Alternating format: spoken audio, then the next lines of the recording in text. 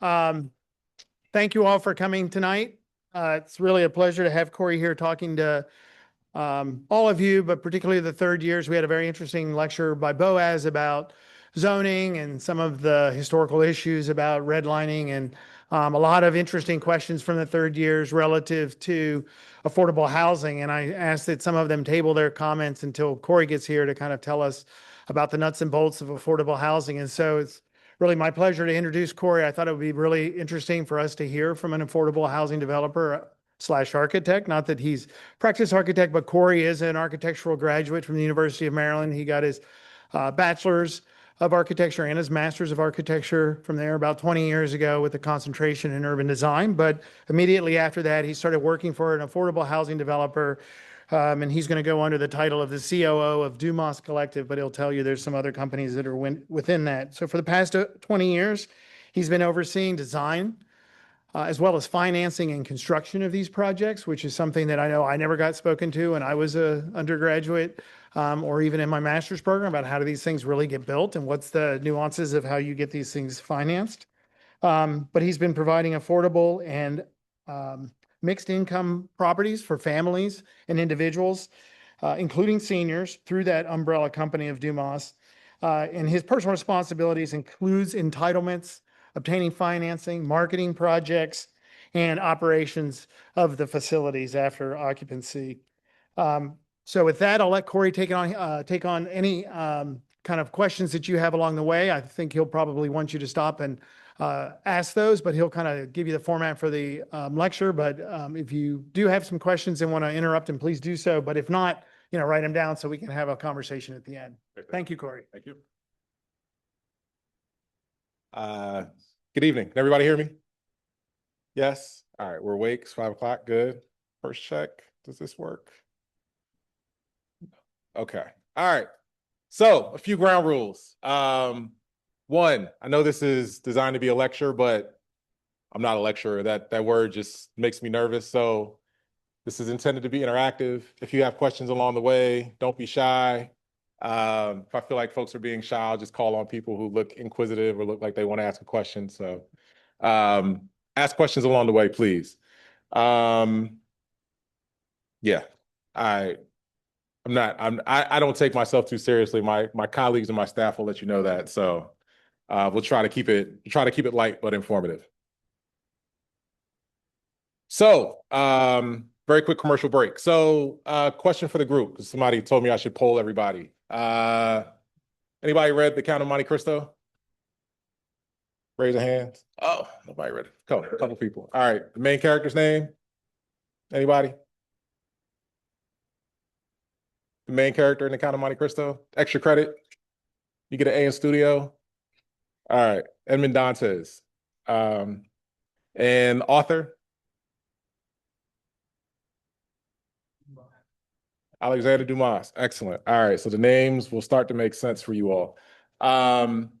David, thank you for the gracious introduction and for inviting me to be here. So a little bit about me. This is a picture that my daughter drew of me about 8 years ago. This just explains to you exactly what I do. As David mentioned, I've focused the entirety of my career on affordable housing development. So I went to school for architecture. I've been in lecture halls just like this, just like you all. I know how painful it is to go to a lecture after Monday studio. So thanks to everybody for being here. And I'm seeing a bunch of eyes. Everybody looks awake, so that's great. I thought I was, going to be Renzo Piano or, pick an architect. And what I realized quickly in interning for firms was that I saw 3 tracks. There were folks that were highly technical. There were folks that were great designers. And then there was sort of everybody else in between. And I sort of finding myself falling in between. It's like, this isn't a good place for me. And in interning, while I was in grad school, I was working for a firm in Baltimore, and they invited me to a meeting with the client. And the client came in and told all the design principals what to do with the building. This needed to be taller. I need more units here. I need more of this. I need more of that. It's like, oh, well, it's a quick cheat code. I can have more influence on design if I'm the owner. Now, I'll tell you about the realities and the pressures of that later, but I made a decision at that point that I felt like I was going to be better suited on the ownership on the development side because I'd have an opportunity to actually influence design. So I came out of college. I went to work for a development company in Baltimore. I didn't know anything about anything. In spite of the chart and spreadsheet that you see on this lovely picture that my daughter drew, I didn't know a single thing about Excel. I was good at math, so I figured out things quantitatively pretty quickly, but taught me everything I know and have since gone on to develop projects in Baltimore and DC and New York City. We're working on some stuff in Florida as well. So I've had an opportunity to work on stuff all over. So the company that I'm at now, Dante's Partners, I've been here for about 12 years, been here since 2014. The company itself started in, I should say 2006, not 2016. The company started in 2006, so celebrating 20 years this year. We've secured about $2.2 billion in financing for all the different types of projects that we do. We've closed 40 deals. We've got an office here in DC. I've got one in New York City as well. That's been open for about 6 years now. We just opened one in Florida a couple of years ago. I really wish I was there this month. I'll be there later this week. That can't come soon enough, but really glad to be here with everybody. And we have financed about 9,100 units. What we think is our sort of special sauce is two things. One, we place a hyper focus on design. We've actually trademarked luxury affordable housing. So hopefully by the time I get to the end of this, you all have seen enough pictures, you'll agree with me. If you don't, I know who to hire when I leave here, when you all are out in the workforce. Secondly, we have to get very creative in terms of how we pay for things. So yes, we want it to look great. Yes, we want it to be done quickly. Yes, we want to be able to put food on the table, but we have to be able to pay for it. So I'll get into some of the nuance of how that works as well momentarily. So affordable housing. So all right, I figured I'd get this part out the way early because this is where eyes may start to glaze over. But understanding the context of how affordable housing works is important, and it'll be helpful as we talk about some of this. So again, just bear with me for a second, ask questions as we go. I'll try to keep this part quick. Anybody have a definition of affordable housing or want to throw something out? I feel like I've got a shy group, so I can just call on folks if nobody wants to throw anything out. My man in the back. Somewhat of or like somewhat above it's like you don't have to have like a high position to afford this house. So I don't have to make $1 million to afford everywhere that I live. Yes. So I asked the question here, affordable to who? Because that's really how it gets talked about. It's effectively a measure of what percentage of your income do you pay towards rent? Everybody living on campus? Anybody living off campus? Folks live off campus? Anybody want to share what their share of the rent is where they live? Including utilities. A lot. So let's call it $1,000. And would you say that's 30% or more of your income? Mom and dad. So it's absolutely more than 30% of your income. So that's the measure, right? Are you paying more than 30% of your gross income on the place where you live? And so to sort of measure this, if someone's making $1 million, they pay 30% of their income, they've got options, right? But if I make $50,000 or $60,000 a year and you start to look at what 30% of your income is on a monthly basis, particularly here in Washington, D.C., and you start to actually go out and price apartments, which I'm sure many of you have, and over here in Brooklyn, things are not as inexpensive as they once were. It can get pricey pretty quickly. So federal and state programs have been set up to basically try to put housing in place for people such that if they're at minimum wage, or if they're a school teacher, or if they're firefighters, or they're police officers at a restaurant, they work in restaurants, that they can actually afford to live in the places where they are working and playing and going to church or whatever it might be. So that's sort of the overarching guideline for it. And then there are various programs, which I'm not going to bore y'all with that right now, but LIHTC is the Low Income Housing Tax Credit Program. That is like the primary tool to pay for affordable housing. Again, won't bore you with that right now, but there are like set aside tests, and income gets talked about as area median income. And that's how they start to designate by different jurisdictions what those income thresholds are to determine affordability. So if someone lives in Des Moines, Iowa, and they make $100,000, it's much different than making $100,000 in Washington, D.C. And so they make adjustments by metropolitan statistical areas such that they can determine affordability based on where you live. Again, won't go through all these. I promise you there won't be a test at the end. But what I have learned in almost 20 years of affordable housing is I know a bunch of like esoteric acronyms for the various programs that come along with affordable housing, which if you start to look at this, starts to inform how regulated of a system you have to actually develop it.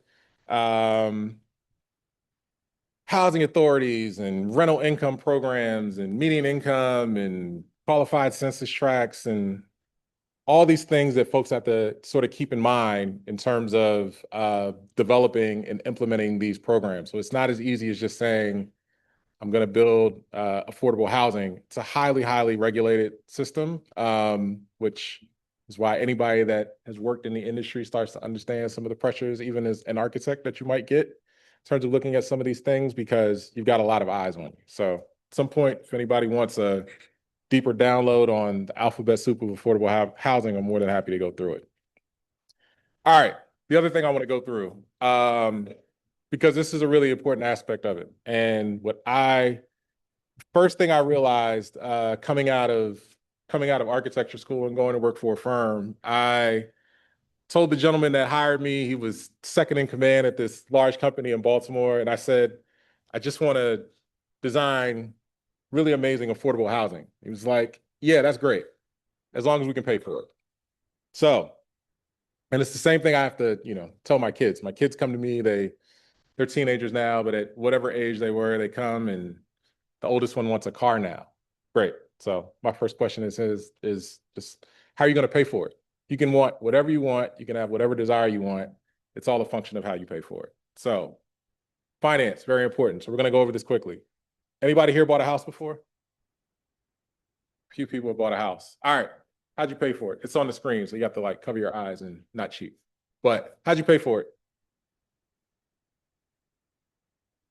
Mortgage and down payment. So anybody who doesn't know the first thing about real estate finance, you will learn it here. So you get a mortgage from the bank. So let's just say you're buying a $500,000 home, and the bank is going to let you borrow 70 to 80% of that because they've looked at all your income and they've determined that you make enough money to pay them back on a monthly basis over a 30-year period to buy that home. You borrow money from the bank, that's debt. Piece one. Piece two is your down payment, right? That's cash, that's your hard-earned cash out of your pocket. It's effectively your investment into the purchase of this home. Usually 20 to 30% of whatever it is that you're buying. In the case of a $100,000 home or a $500,000 home, it's $100,000 that you put up. In other words, it's equity. So that anything real estate related is how you pay for it. Anything else is just variations on the same theme. So in 2 slides, everybody's going to be a real estate finance expert. Debt, equity. Got it? Everybody got it? Debt, equity? All right. So,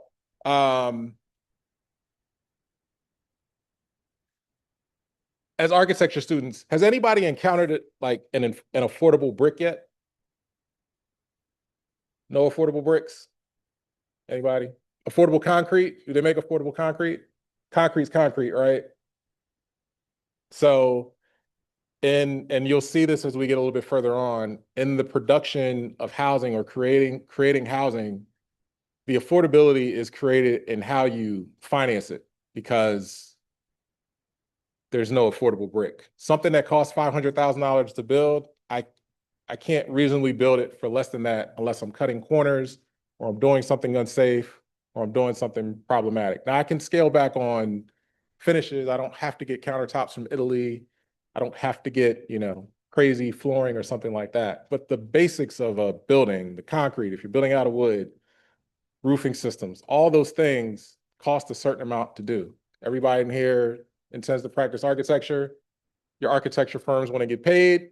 You have to pay your architects like the amount of money that it costs for them to design and do the thing. And I know, guys, cover your ears for a second. So it costs what it costs, unfortunately.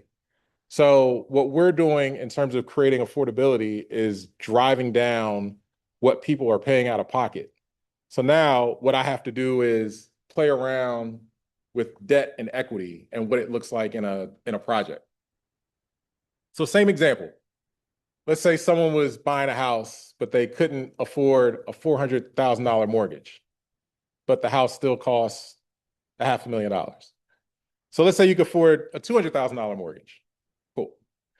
And let's say you don't have as much money, so you've got $50,000 of a down payment to put down. So where in an affordable model, where does the rest come from? So I often, and I wasn't this lucky, but for those of you in the room that have parents, we got somebody in the back, they're helping with rent, right? So they might be able to help you here. You can call mom and dad and say, hey, mom and dad, look, I'm buying a house. It costs $500,000. I've figured out half of it. I need help with the rest. Mom and dad, or at least this is what I would tell my kids, I would say, great. You've been a good kid. You've gone to school. You keep your room clean. You do the dishes. You take the trash out. You're going to college. You're doing all the things that I want you to do. You're starting a family.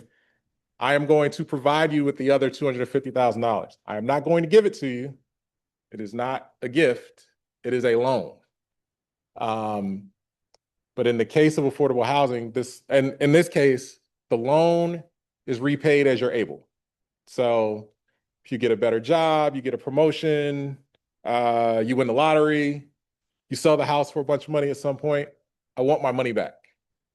And if I don't get my money back, it's going to make for some very uncomfortable holiday dinners, lunches, or whatever when you come to my house. And oh, by the way, if you ask me for money ever again, it's not going to happen. So in the affordable model, there's debt still, but the debt usually isn't as much because the income that I'm generating is much lower. There's equity still, and there's what I call mom and dad money, which is gap financing that you get from various places, state, county, city, foundations, wherever you can get it from, usually coming in the form of some type of debt as well. And then there are variations on equity that work in affordable housing, and the first debt looks a little different. But generally speaking, it's all debt and equity. But I think the critical thing for you all to know is it's not that you're building it more cheaply, because the thing costs what it costs to build. You're having to get creative in terms of how you have to pay for it. And now, if you're going to get money from a public source, there are typically strings that come along with that. So things to help you keep in mind. All right, so how do we translate that question? Yes, sir. Let's do it. To the gap financing. Yep. Take that out, like a horrible situation, let's say somebody passed away, what would happen with that after that? Like, are you just gonna take the loss of money and move on, or is it gonna pay back? So I'm mom and dad, and I've loaned somebody money and they pass away. The asset is still there, right? The asset still has value. So if I sell it, or someone else comes along and buys it, or someone else comes along and continues to operate it, I still expect to be repaid. Now, I'm willing to defer my repayment. I don't need it all back in year one. You may not have to pay me at all for 15 years, but at some point, the expectation is that home is going to perform better, and it's not going to be worth $500,000 at some point, or it's going to be worth more than $500,000, or you're going to have paid off the other lender, and now if you sell it, there's money to come in to pay me back. Make sense? Yes, ma'am. falling through that mom and dad payment with a certain type of building. Yes. Yes. And what I didn't say in the previous slide is the money typically comes with conditions, right? So in the case of mom and dad, it's, well, you need to continue to go to school or whatever it is that you're doing. You need to remain gainfully employed. You need to, maybe you've told them, you know, I want to work for a nonprofit organization. It's like, all right, well, if you don't go out and become a corporate lawyer and make $1 million a year, and you're in this position and your income's a little bit lower, it's fine. Same thing with affordable housing. So that other slide that showed the income charts of how much people can make, usually they say, we'll provide this money so long as you provide housing to people that make no more than X. I'm being paid as the developer, as the building owner. Money comes to us. And then we use it to pay for the project. Yes, sir. Is that the structure that you use throughout the United States for affordable housing? Throughout the United States, generally speaking. Yep. Yes, sir. The developer, they're almost like a little more risk-free development. Just sad. Yeah, I probably should have gone through that as well. So take the same single family house example. So the developer is responsible for finding the land. They are the one that, I mean, assuming they know what they can do from a zoning perspective, but you need folks to study it and make sure zoning wise, I can build a house here. So let's say I want to build a house here. You hire an architect to design it. You hire engineers to study the dirt, or to, design the structure and the mechanical systems and all the things that are needed for the building. You hire a general contractor to build it. You go out and secure all of the financing. So I'm going to the bank and I'm asking them to borrow money to build this project. The equity part comes out of the developer's pocket, or they raise money from outside sources. And usually equity, depending on how much you put in, determines how much of it you own. And then there are different structures within that, but you're investing money into your projects. It's an investment, and you're the last one to get paid. You get paid when it's all said and done. Everybody else eats, and if you built it for $500,000 and that's what it actually cost you to build it, great. You make whatever money you plan to make and you move on. If it costs $600,000, then you're writing a check for $100,000 to make sure it gets done, because the bank doesn't care.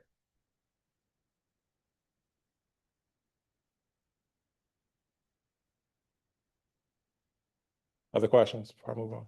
Yes. Like as a developer, like how did after experiencing I'll get into that in this example. So just bear with me. Other questions before we keep going? Yes, sir. Yeah, I guess what I was trying to ask was, if you were to take a comparative analysis to a regular, I guess, non-affordable development. Yeah.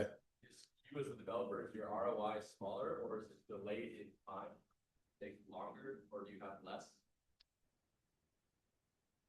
It generally takes more time to develop affordable housing. It generally takes more time. Trying to think of an example I can give that might be helpful. I don't know. When was the last time you been to the post office or had to do anything that involved the federal government versus not involving the federal government?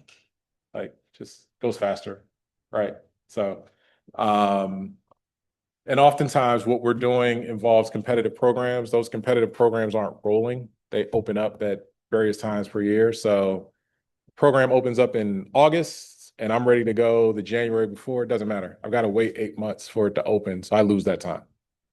So it's slower. And you'll see a timeline as I get into this example of a project and how long it sort of takes to get from start to finish and some of the things that protract the process. Other questions? So managing risk, I'll come back to that, and timeline. We'll get to that. So I'm going to go through hopefully two, hopefully two case studies. I'll be fast. Um, one is at the building scale, and one I'll say is at the neighborhood scale. So this is a urban infill project that we did. We completed in 2020. This is Capitol Vista. It's 100% affordable housing, right downtown. It's just a couple of blocks from Union Station on the northwest side. So it's right at 2nd and H, with frontage along New Jersey Avenue. It's 104 units. Someone mentioned something about housing for individuals with disabilities. This includes 21 permanent supportive housing units. So those are individuals that were facing chronic homelessness. And it's a housing first model where it's like we get them housed and then we connect them with services, and those services get delivered here in the building. But because they have a roof over their head, they've dealt with the primary challenge. It's a $60 million project. So I said my single family house costs about $500,000. This costs about $600,000 per unit to build, and it's affordable. We used all the various alphabet super programs that you can think of, and we capped rents at 30% of area median income and 50% of area median income. So today, a one bedroom at 30% of area median income is about, call it $850 per month. And one at 50% is about $1,400 per month. That's helpful in terms of helping to understand how much this stuff costs. So this was a publicly owned site. So in terms of thinking about how to, do things without having an affordable brick, one of the major costs that we pay for in our projects is land.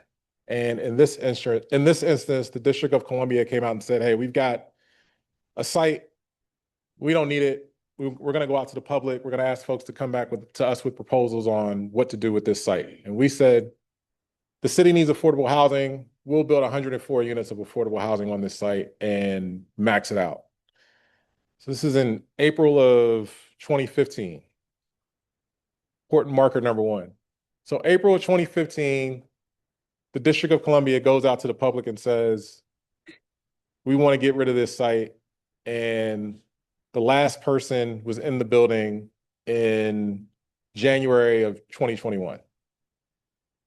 So nearly 6 years. Is that helpful from a timeline perspective? And the reason, so some key things in there, you all have talked about zoning and entitlements. This one went through a planned unit development process to increase the zoning because of the location, because of the differential in rent and how hot that market is. We wanted to maximize the number of units that we could do there. I think without going through a PUD, we've gotten like 50 units. It just didn't make sense to leave 50 units on the table at a site like this. So went through a planned unit development process, didn't get held up there. This one, DHCD Notice of Funding Award. Mom and dad money. They didn't open up until October of 2016. So we got the site in April of 2016. I had to wait 6 months to go to the district for, it took the district another 6 months to say, hey, we're opening our doors to provide money to projects like this. And we still had to get through design. There were still multiple agencies we had to get through. We had to get building permits. We had to get through the financing process, and then it still took us another 2+ years to build it. So again, nearly 6 years from the point in time at which we said somebody said that they're gonna do this to the time when all the people have moved into the buildings. And sadly, that is pretty good in terms of affordable housing. 6 years to go from start to finish. So managing risk. So we tend to look at projects in different stages. So back of the napkin sketch, we run a pro forma spreadsheet guy, love spreadsheets.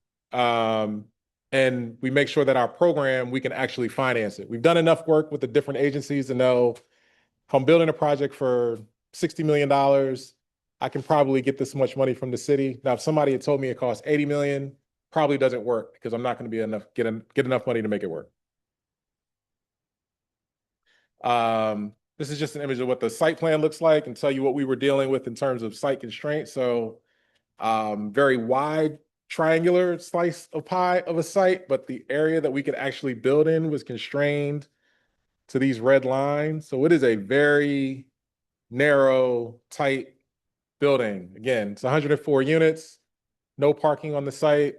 Thankfully, none of our neighbors yelled at us about that because we are in pretty close proximity to transit and other things. But what we also find with affordable housing is you don't get the best sites, because if you got a great site, somebody can probably make it work as a market rate development. They'll make more money, or they can pay more for it, and off they go. So this is a bit more of a challenging site. So anybody who going to continue on practice architecture may find yourself working on affordable housing at some point. We need every creative mind possible working on these things, because all of the characteristics of them tend to be more complicated than market rate projects. Due diligence is how we manage risk. So we figure out if we can pay for it. We do further investigations on the site to figure out, was this a natural burial ground? Am I gonna, if I go to put a shovel in the ground, am I gonna have a problem? Is it all made of stone? Are the utilities that run here, can I actually provide water and sewer to the site? Will the public utility company actually service the site? Can I get telephone service? And then we have to engage designers, architects, engineers, lawyers. I've got to go talk to people to make sure I can finance it. And in the process of having all those conversations without spending too much money, because if I go too far and it doesn't work, I'm just lighting money on fire. That's how we're managing whether or not these are good opportunities and how to manage our risk as we go. We're also looking at zoning. Title, we'll get into environmental. I talked about checking the dirt, making sure that it appraises, because making sure that it's actually worth what they think it's worth is very important to the banks. And then getting contractors to not kill me from a pricing perspective. And then the theme for us was, again, luxury affordable housing. So for us, we were trying to design the hell out of this thing. I hope that as you see the images, and if you ever find yourself passing by the building, that you don't look at it as what you may think is traditional affordable housing. Yes, ma'am. Yep.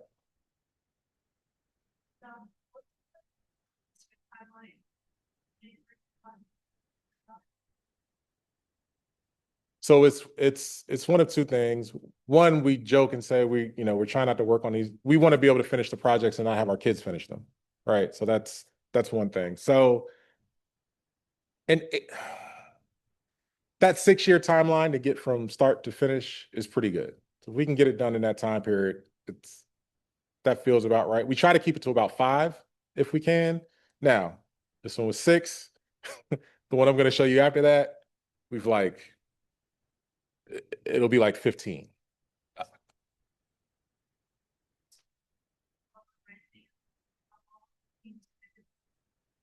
So you're really asking me how we make our money in these projects. We include a fee to ourselves in the project. And that fee is the fee is the amount that you can charge to the project is determined by the municipality.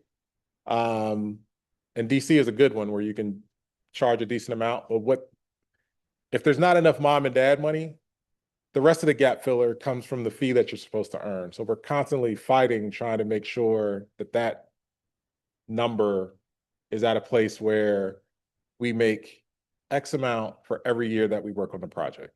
So that's how we look at return on investment. I've got to make a certain dollar amount for every year that I work on it. So if I say that number is $1 million, if I work on a project for 5 years, I need to be able to make $1 million by the end of $5 million by the end of year 5. Make sense? Other questions? So again, hopefully no one drives by this and says, oh, this looks exactly what we imagine affordable housing to look like.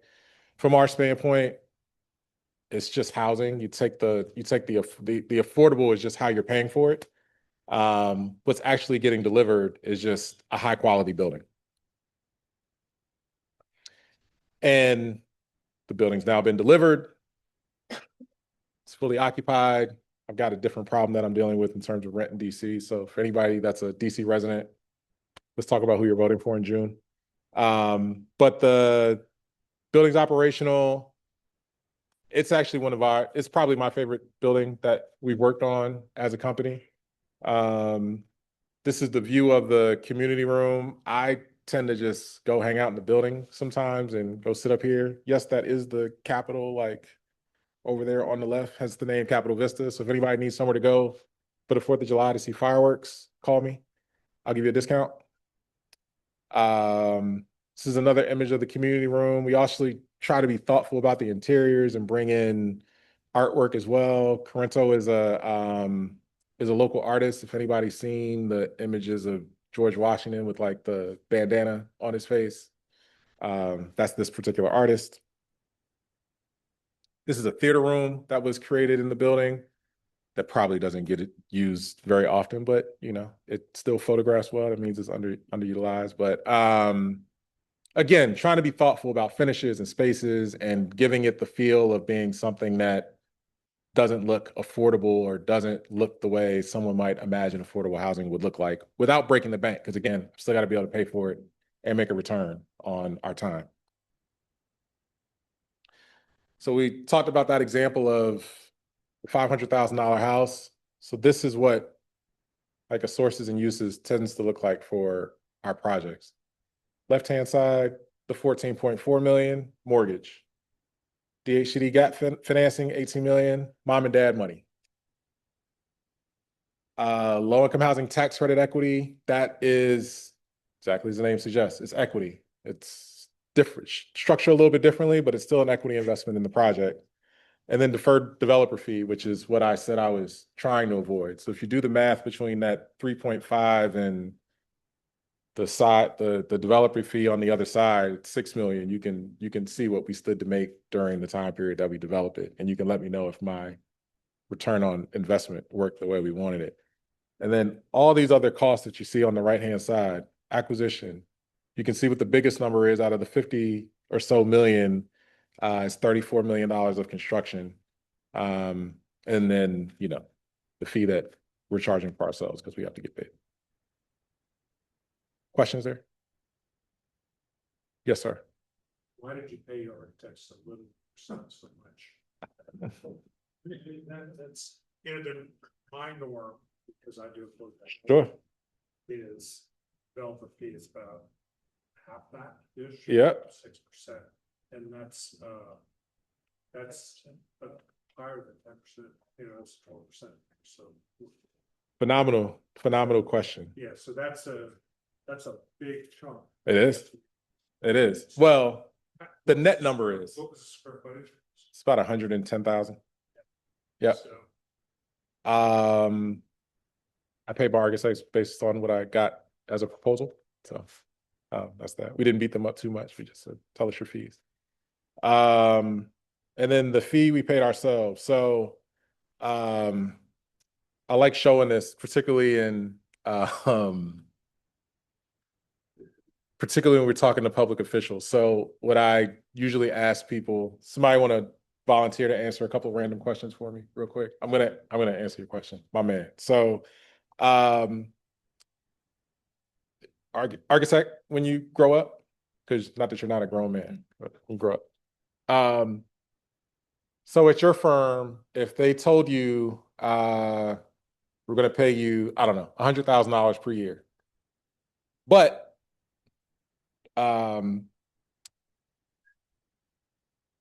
you have to supply the computer and you have to supply your own space, and here's how we're going to pay you. So we're going to pay you over 5 years. So that'll be $500,000, right? We're going to give you 25% of it after 2 years. We'll give you another 25% of it at year 4. And we'll give you the rest of it at the end of year 5. But the projects that you're working on, if any of them go sideways for any reason, it's on you to pay for it. It comes out of your $500,000. Based on that structure, are you making, does that fee structure work for you? A lot of risk, Okay, keep going. a lot of risk and no guarantees. And probably the higher the risk, the higher I would want to, Okay, so is $100,000 per year enough? for me, Okay, all right. Want to give me a number just for shits and giggles? 250. 250. Okay, so it's just risk. It's risk management. Also, my lenders and investors, in order to provide financing for the project, they want their borrower to have liquidity, right? I have to have a balance sheet. Anybody understand the concept of a balance sheet? So it's what you're worth on paper. It's just the money. But it's liquidity and net worth are what they look at. So how much actual cash do you have in the bank? Which is crazy because I'm gonna make money on the project, but all they care about is they want you to have enough money to pay for something if shit goes left. If the construction costs go to 35 million, you have what is called a guarantee on the project. So Dante's partners and not Corey Powell, but the gentleman who I showed earlier who founded the company has a personal guarantee on every single project. So something goes left, the company that I'm a partner in has to pay up. But if that's not enough, they're going for his house and his personal bank accounts, his personal assets. So back to your risk profile question. Yes, sir. Would you say that that number is scale? Is it scale? Yes, it is. Smaller on a smaller. Smaller on a project? smaller project. Yeah, that's why we stopped doing smaller projects. One, because the timeline's about the same. It's the same amount of effort. But the other part of that is you need 3 or 4 of these things, but they carry just as much inherent risk because something could go sideways on a 25 unit project, the same way it could on 100 units. Now there's a ceiling on that. I don't want to do a bunch of 1,000 unit projects at one time. That gets tricky, but there's a sweet spot, at least for us. That was very circuitous. Did that start to answer your question indirectly? It's risk management is the, Understand, we don't.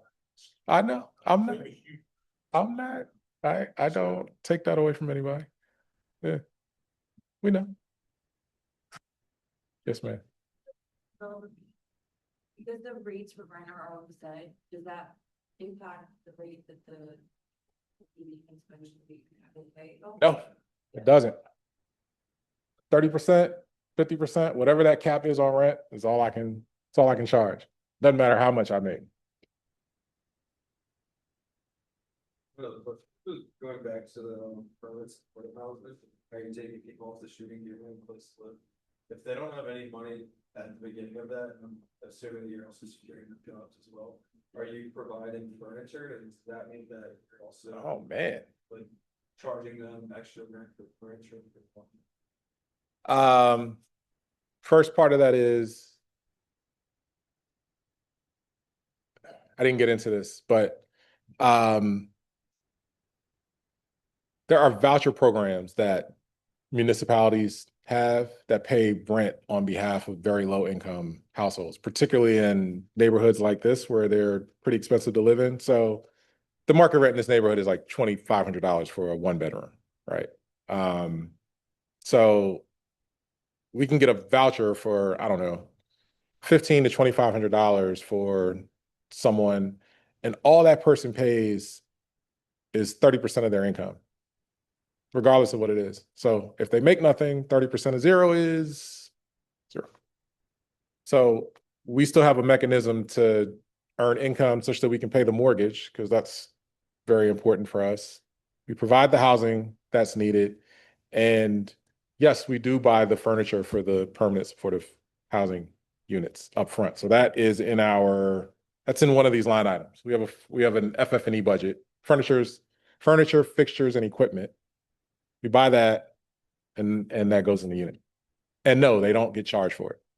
Because even if I wanted to, I can only charge whatever the income limit is for in terms of rent. I can't stack a bunch of stuff on it. So you have a soft cost contingency. Yes. Oh man. Where's the hard? It's buried in the construction So you line very- item. very- In my budget, it is. Yes. Yes. If somebody on those security or that, is that their level income and you would take? So yes, well, the voucher programs say that you can't pay, that they only pay 30% of their income. That's one approach to it.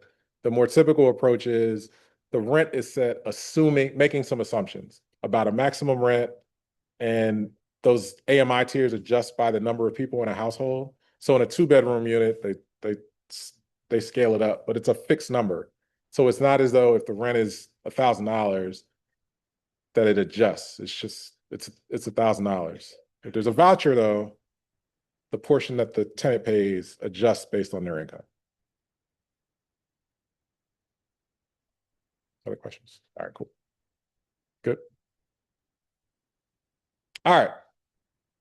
So looking at this at a slightly different scale, right at 550. So I have a couple extra minutes. David, I'm good. I have a couple minutes.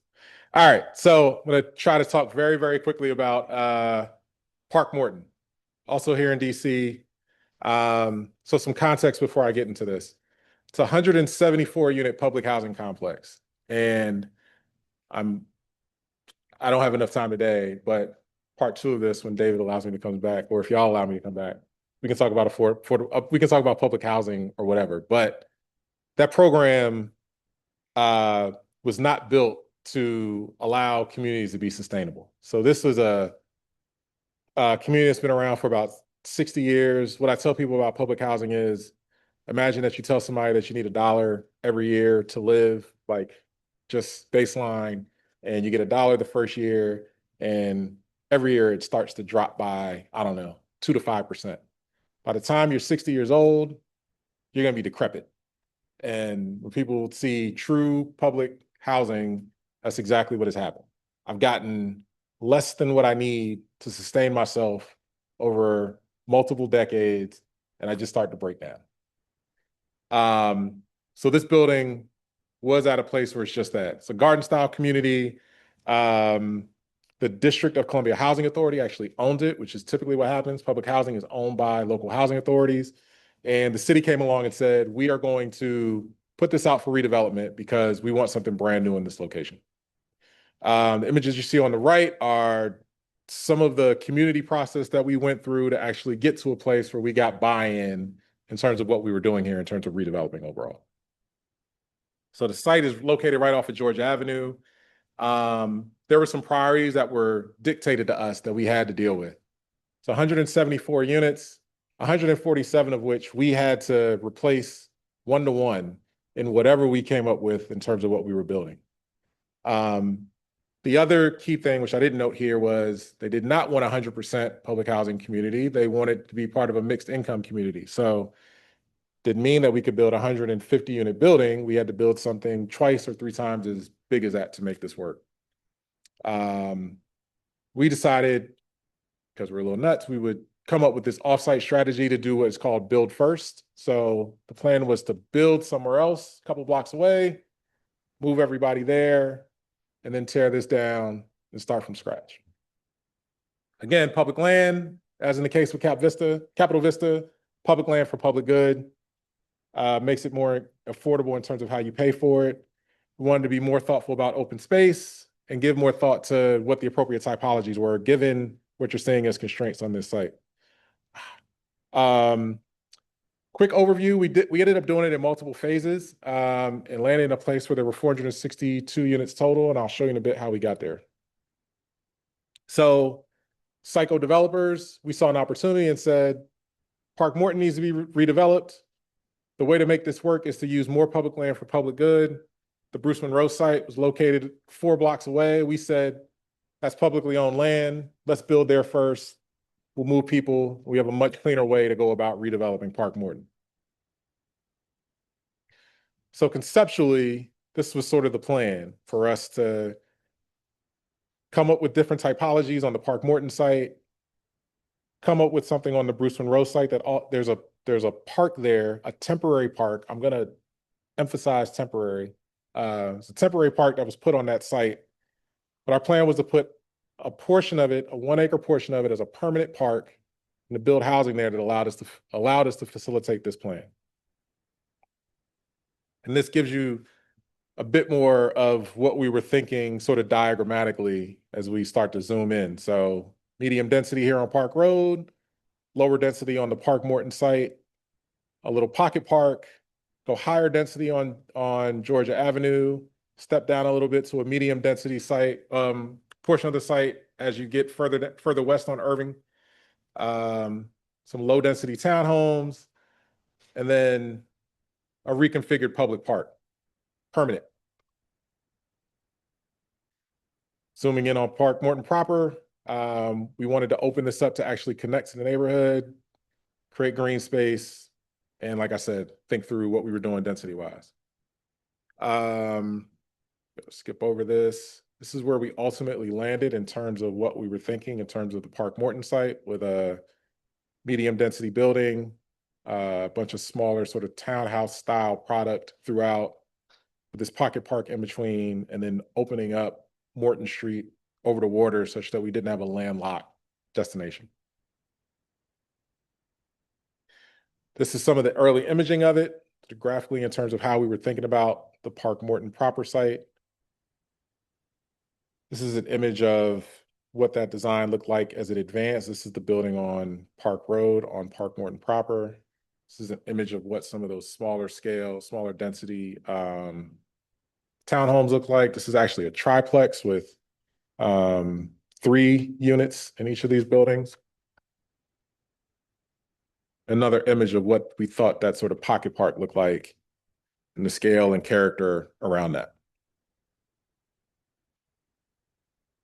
As for Bruce Monroe, we were going a little bit more high density given the proximity to Georgia Avenue, but also trying to, again, maintain a significant portion of the site for park space and public space. So again, that's what was guiding us. Go big or go home on Georgia Avenue, step it back on Irving to a smaller building, go a little bit lower density as we got down Columbia Road into the neighborhood, and maintain the park. We actually had the park flipped initially, and through the public visioning process, told you want the park to be south facing and get more light, not be in shade, all the good stuff that y'all are learning here in architecture school. So that was one of the pretty important things that came out of those conversations. Again, the idea was to use Bruce Monroe as a build first site. So build here, take a good chunk of these folks, move them over, and develop 273 units on that site, with a vast majority, or about a third of them, as public housing replacement units. So we would be able to accommodate about 60% of the folks that lived on this site in the new building. This is the ultimate site plan for Bruce Monroe, which again starts to drill down into a little bit more detail. It's a 189 unit rental building, all affordable, 76 units of senior housing, 8 townhomes, and a 1 acre park. Again, some of the early visioning for what we were thinking along Bruce Monroe, at the Bruce Monroe site, in terms of higher density on Georgia Avenue, opening up to the public space while having a face of the building that actually fronts along the public park. This is what it looks like as the renderings as we started to develop a little bit more. I think we actually changed that color so it's more gray. The townhomes in the back. This is the larger go big or go home building. This is the senior building that's sort of tucked back a little bit as it scales down. So again, overview of the plan. The Bruce Monroe site was originally intended to be phase one, where we were going to do 273 units. 90 would be for former Park Morton residents. And then an additional 111 were going to be affordable at 60% of area median income and below. So one bedroom unit, it's about $1,700 at 60% of AMI. Park Morton was originally intended to be phase two. We were going to do the multifamily building, 142 units, and then the remaining 47 units as part of phase three. So how did all that turn out for us? All the existing units at Park Morton have been demolished, and all of those residents have been relocated. So important first step to actually make the land available. Unfortunately, we had to go through a planned unit development process for this, and I know y'all spent some time talking about zoning. There were two separate PUD cases, one for Park Morton proper and one for Bruce Monroe. We had a set of neighbors that were not happy with the fact that one, public land was being given away to developers, because we're all evil. Two, that their precious temporary park was being taken away, even though some portion of that was going to come back in a permanent form. Forgive my bias as I talk about this. And three, just the density of it. The fact that we were trying to push density along a major north-south thoroughfare in the city that was consistent with the city's comprehensive plan, just was not favored by, again, a small cohort of neighbors who made the decision to appeal the zoning decision that we got in 2017. It took us 7 years to wrap up the court case. 7 years lost. So I said we try to do projects, full life cycle, 5 to 6 years. We got awarded this project in 2015. And by 2024, the primary site that was supposed to unlock this entire redevelopment just got out of litigation to a point where we can now secure all the financing that we need and hopefully break ground on that site in 2027. What we had to do in the interim was work with all of the residents of the community and say, hey, look, we can wait 10 years or we can reconfigure how we talked about this. And we had to work with families to relocate them off-site before any of the phases were complete, such that we could get started on the Park Morton proper site. So this is an actual image from the the grand opening of the first phase of the building that took place late last year. The first phase, which was that building on Park Road on Park Morton proper, was actually completed in 2015. Building's about 65% full right now. So if anyone wants to move to Parkview, let me know. I know a place where they can live. And we've started the infrastructure on the balance of the Park Morton proper site such that when the time comes, we're able to build both low density townhomes on that site as well. Went through all the same steps in terms of due diligence and various things. This is just to let you know from a policy perspective, there are things that are out there that just can trip you up, and your 5-year timeline can quickly become 10 or 15. I fully expect this one to be 15 by the time it's all said and done.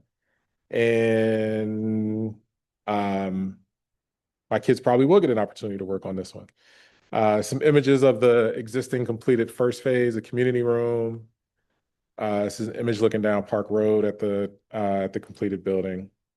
And that is my spiel on Park Morton. So thank you all for your attentiveness and for listening. The only child in me is very thankful that I had your attention after 5 o'clock on a studio day. And if there are other questions, I'm more than happy to take them.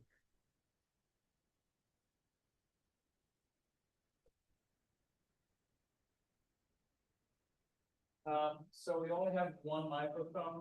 The other one was borrowed on Saturday and hasn't been returned yet. People at home, I think there's only Drew Reiner won't be able to hear your questions. I'll repeat it. Corey, Mhm. yeah.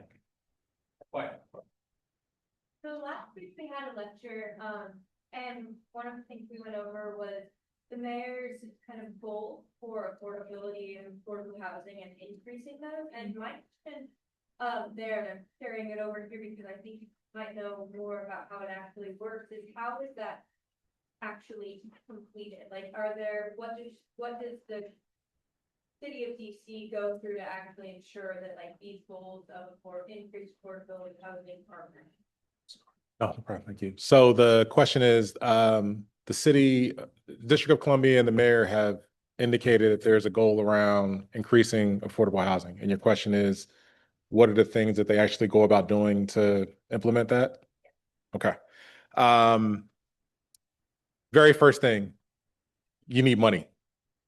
So over the past decade, the city has set aside a minimum of about $100 million per year for affordable housing production and preservation. So that's the first thing. That, and like there's no jurisdiction in the country that's matching that. So the other resources that the city typically gets, relative to its size, relative to what other states get, is much smaller, but our production levels on a per capita basis are pretty high because our leadership has been committed to putting $100 million towards housing every year. So that's one. Two, 5 years or so ago, there was actually a stated goal of creating 36,000 units in the district, which, putting numbers to things, is pretty important, of which they wanted 12,000 of those to be affordable. Pretty sure we hit the mark last year. So just stating what the goal was and constantly keeping everybody's eye on that was pretty critical. There were attempts to do some things from a zoning perspective to make challenging PUDs similar to what we encountered on Bruce Monroe less easy to do. I think enough people have been in that situation where I don't think they've gotten over those scars. So you are seeing a lot of people foregoing zoning processes whereby they could probably get more units, but they want to take themselves out of harm's way, so it doesn't take them 15 years to develop their project. Is that used in the form of these like gap loans that they're giving to the developer? So yes, the money that has been set aside is the gap money, or the mom and dad money, as I put it earlier, that are awarded and loaned to development projects. Yes, I'd say it's working. Yes, it's working. There are certainly things that could be done to make it better or make it go faster. I think focusing on the things that make it go faster are pretty important right now. So if you've got $100 million, but it takes you, 10 years to develop something, your $100 million in 10 years is worth less than it's worth 2 years or 5 years from now. So compressing the timeline is pretty important. But we hit the 36,000 unit goal. There's some other challenges in the ecosystem that are making it hard to develop affordable housing right now. I'll tell you about it over a drink at some point. I'm assuming you're 21. If you're not, I didn't say that. I'll tell you about it over coffee. But outside of those challenges, the programs are working pretty well, and they had been for the better part of a decade. Yeah. Yes, ma'am. What needs developers to form housing over market rate? I'm assuming there's money to do development. Yeah. Jokingly say it's like a crime of opportunity. No, so you either see one of two things happen that I'm accustomed to saying. One, it's a mission-oriented organization that does it. So we're affordable housing developers, even if we find, Capitol Vista is a site that could have been developed as market rate housing, and that's not what we were interested in doing or proposing. So we did something that aligned with our focus. But we also tend to see a lot of market rate developers that have a site that are in decent markets, but those markets haven't gotten to a place where the economics fully support a market rate transaction. And they're like, well, what's this, this affordable housing, or what's this $100 million I keep hearing about? And then we break it down for them. And we usually tell them, look, if it pencils as a market rate deal, do it as a market rate deal. If it doesn't, and this is a direction you need to go, we'll guide you through it. So it usually ends up being one of those two things. In that case, you would team, I know you all team the market rate. Yeah. Part of it. Bigger project. Yes. Yeah. So we and the examples I shared. So the question was to talk a little bit about how we partner with other organizations in our affordable housing endeavors. We partner with folks on every deal that we do. Capital Vista, we've got 3 other partners that all came together to do that project. We happen to be in the lead, so we drove the day-to-day, but balancing sharing risk and sharing financial responsibility is great. So we were able to do that on that project. We've got other examples where nonprofit organizations have been trying to figure out what to do with buildings. They'll come to us and say, hey, we need help with this. And they don't have the expertise or the balance sheet, but they've got the land. I mean, the land in the building is 50% of it oftentimes. We're like, all right, we got it from here. We can figure it out. And we've had market rate developers do the same thing. What we do in some of those instances is they've got the balance sheet. They know how to get building permits. They've got capacity. Would you say, y'all don't know the first thing about affordable housing finance, so we'll just be a consultant and we'll structure the financing for you. So we've done that in a number of instances as well. Yes, ma'am. Height constraints in DC. Have you faced like legal disputes after having built, like a development from neighbors that feel like the views have been violated by a building that's in higher density? Not after. They do everything they can to fight you before that, but once the shovel goes in the ground and you've got a building permit, generally you're okay. Yeah. Stigma around affordable housing, taking the name away of typical, with luxury home. Mm-hmm. But you talk a little bit about the stigma around building affordable housing. Yeah, so the question is around the stigma of the name affordable housing. So what I meant to do as a poll earlier is ask people what their mental image of affordable housing is, and blanket terms tend to get thrown over things. So public housing is one that gets thrown over it. That's a form of affordable housing, but not a catch-all. You'll hear Section 8. That's a thing within the lexicon, but not a catch-all as well. My very first job out of college, I went to give a presentation in Baltimore County where we were trying to build a senior building. And so this is like 17 years ago. And I made the mistake of saying affordable in the presentation. And afterward, president of the company, who's been doing this for longer than I'd been alive, it's like, so we say workforce. We don't say affordable. But that was Baltimore County. I think DC, it's much different here. Folks have gotten accustomed to hearing the term affordable, so it's not a bad word if I go into a public meeting in DC. I think folks generally understand here in particular that there's a pretty substantial need. Like there's a wide disparity between affordable rents and market rents.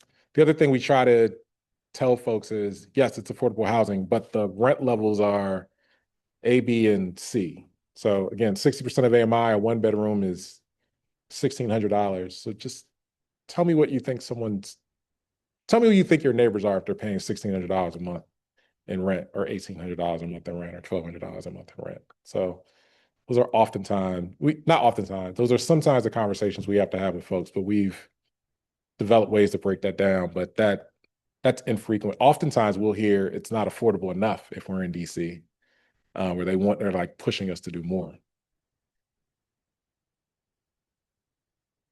So, going back to the numbers on the one slide that you showed, where the project was like 50 million, total, the gap financing that I think was like 18 billion or whatever. When does that ever get paid back? How does that paid back? Because if the rents are being charged at a percentage portion of what it would take, how does that financing ever mature? Do you want the answer I would give the government official, or you want the real answer? I mean, honestly, the real no.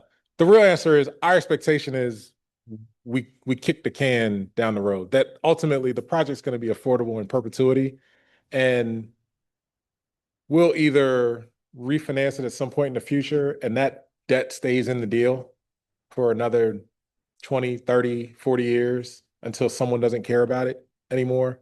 Or if the market goes completely crazy and you can sell it for $100 million down the road, then you pay it off.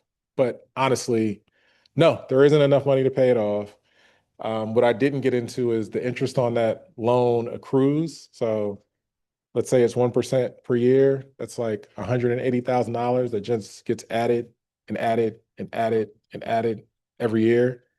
So by the time you're ready to do something in 15 or 20 years, it's not even an $18 million loan anymore. It's probably 25 or 30 million. So the expectation is that you're just gonna kick the can down the road, or that some mega event. Mm-hmm.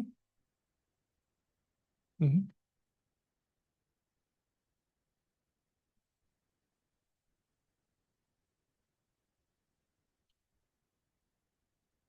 So my question also has, this money coming from taxpayers, but more of like, kind of the ethical use of this.